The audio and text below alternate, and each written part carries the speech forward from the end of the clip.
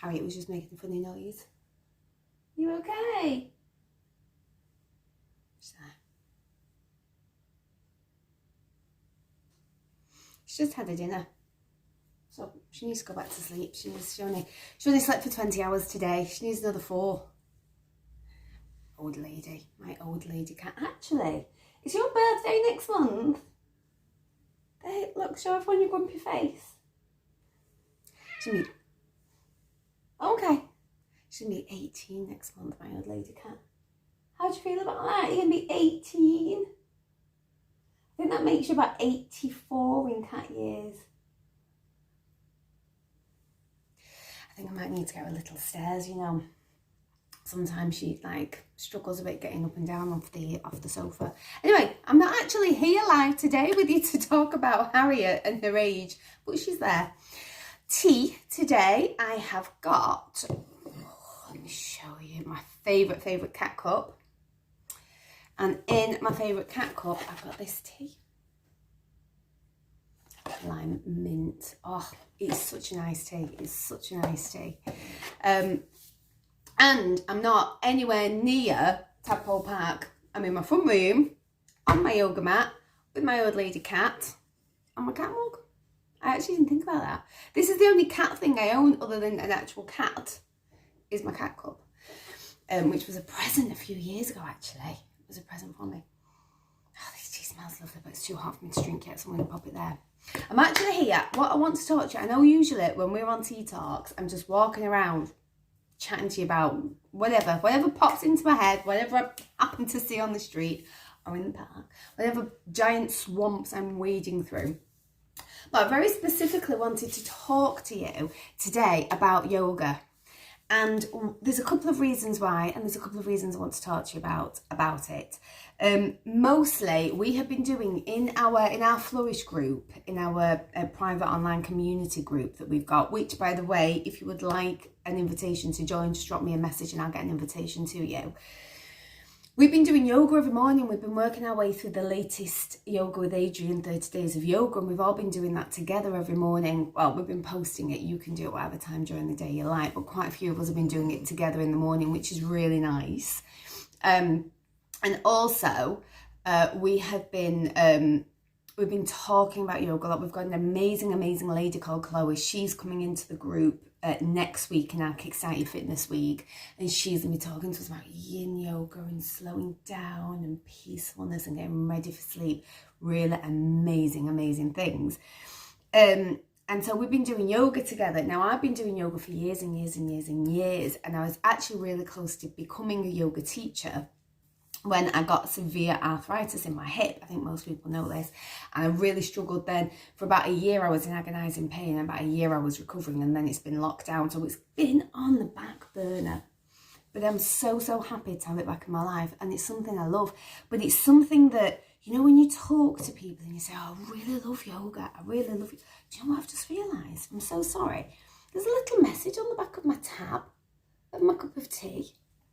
And it says, life without love is a ship without sails.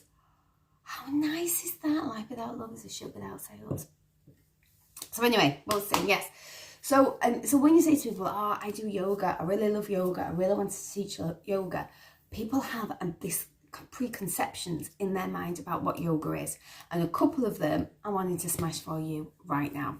And the first one, I think people think, oh, it's really pretentious. Yoga is for middle class ladies who lunch, and you see them walking around in their very expensive tight-fitting clothes with their tight-fitting bodies and their expensive yoga mat and their takeaway Starbucks, and they go and do a little bit of bending and then they go and spend their money. And that is what people have, this stereotype about yoga. Listen, yoga is over 2,000 years old and originates from India. It's got nothing to do with that image in your head. Let me smash that away from you, please. Yoga is about, it means union, and it's about the union of you with your breath, the union of body, breath, soul, being in the moment, feeding your body with what it needs movement-wise, with what it needs. Was that smushed together word that I just said then? With what it needs to strengthen itself, to open out your shoulders, take away the stress from the back of your legs, take away the stress from the bottom of your back from sitting at dining room chairs all day. Honest to gracious, my back has never hurt me in my life. But in the past year of sitting at my dining room table over and over and over again, day after day after hour, I wake up like an old lady. Honestly, I wake up just like, oh gracious, I can't even move. Really have to stretch it out, enable, just to be able to move around.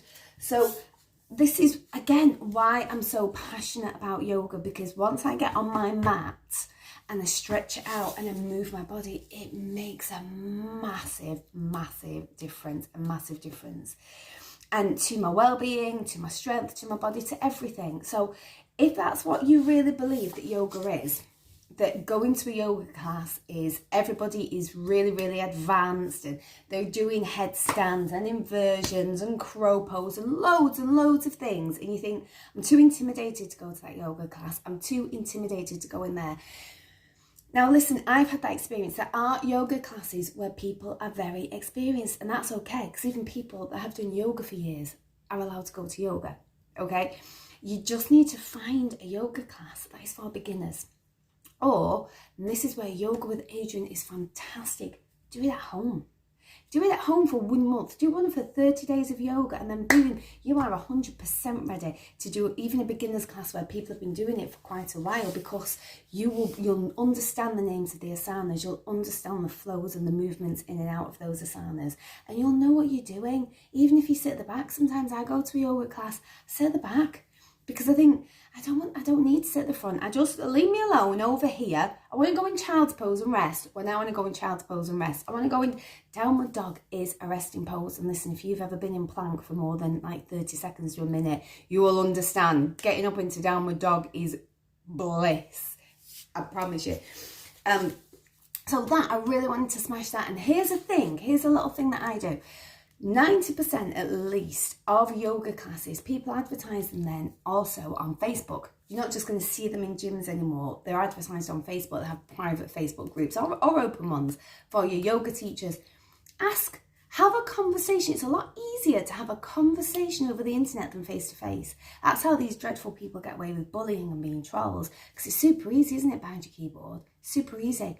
And if you feel like, oh gosh, I don't want to ask Jenny how these yoga classes, I'm a bit embarrassed, have a look at who's going. Have a look at who's a member on that group. Yoga tonight, 15 people attended. Have a look. Who are them 15 people? Send them a message.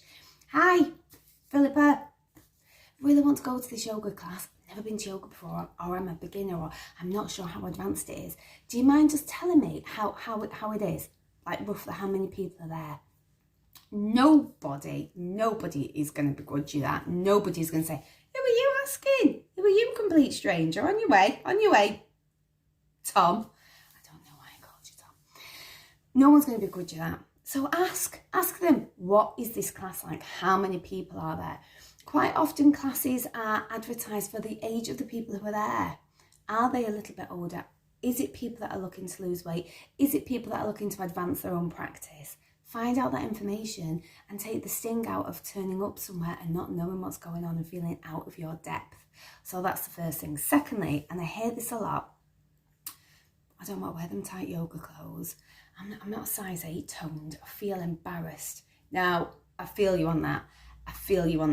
The reason, however, that your yoga clothes need to be a little bit more fitted is because when you even simply going into downward dog, the second you go straight into your downward dog, you know what happens? Your t-shirt goes straight over your face. Now, it's not so much, you could wear something underneath that. I've done that a few times where I've worn a bodysuit underneath, so if my t-shirt falls down, it's okay, I'm not flashing a whole load of strangers.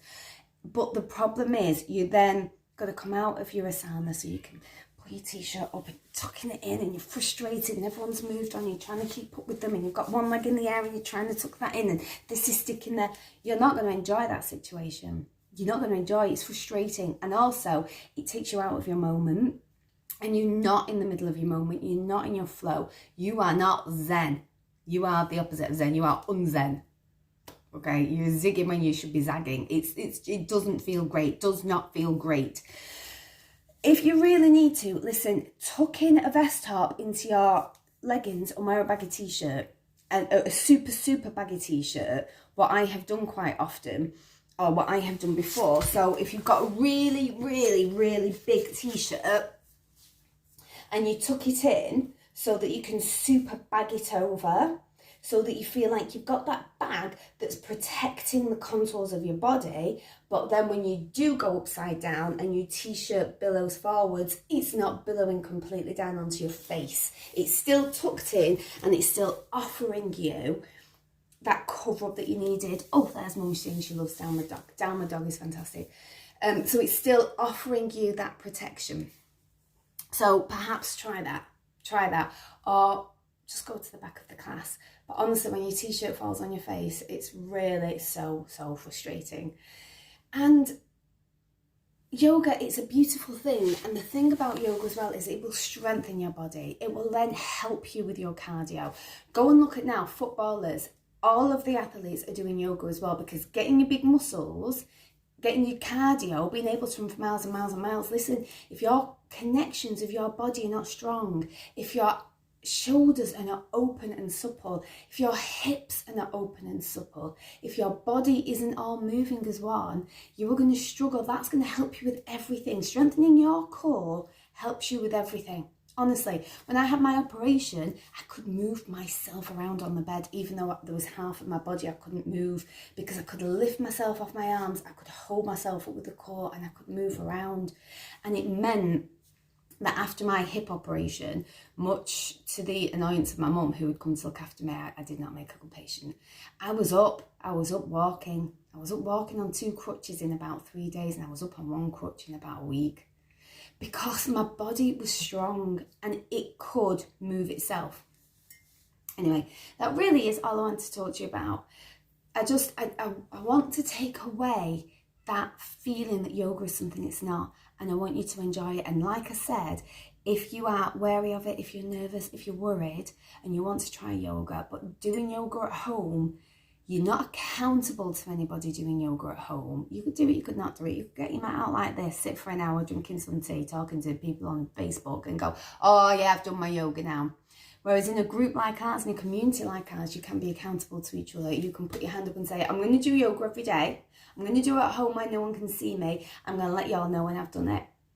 So you know that people are checking in on you and you're part of a community of people in the same situation.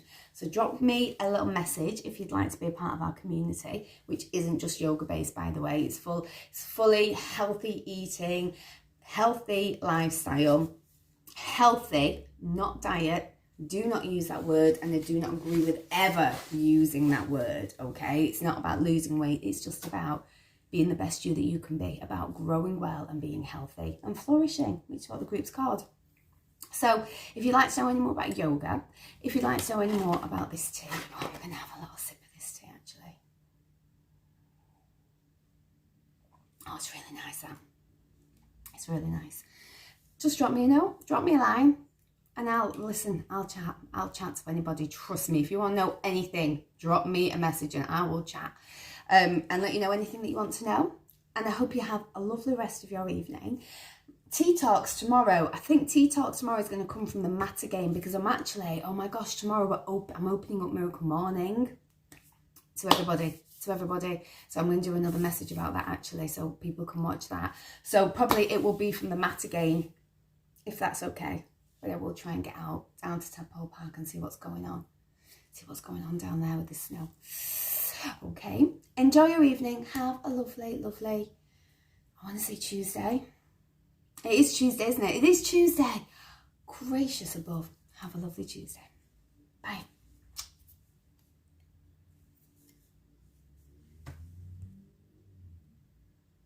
Oh, there's a message that I can't